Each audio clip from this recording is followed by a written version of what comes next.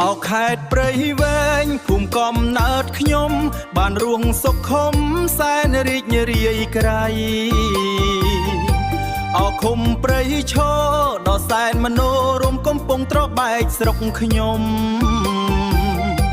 ភូមិប្រៃដំរីក្មេងចាស់ប្រុសស្រីរស់បានសុខសប្បាយ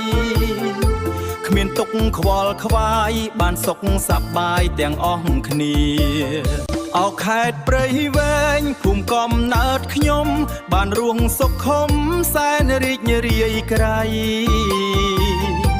អឃុំព្រៃឈរដល់សែនមនោរមកំពុងត្របែកស្រុកខ្ញុំភូមិព្រៃដំរីក្មេងចាស់ប្រុសស្រីរស់បានសុខសប្បាយ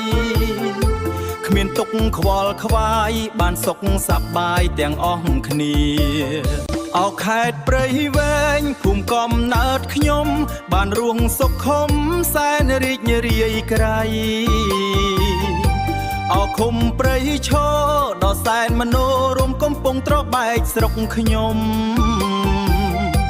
ភូមិព្រៃដំរីក្មេងចាស់ប្រុសស្រីរស់បានសុខសប្បាយគ្មានទុកខ្វល់ខ្វាយបានសុខសប្បាយទាំងអស់គ្នាអោខេត្តព្រៃវែងភូមិកំណើតខ្ញុំបានរួងសុខុមសែនរីករាយក្រៃអឃុំព្រៃឈរដល់សែនមនោរមកំពុងត្របែកស្រុកខ្ញុំ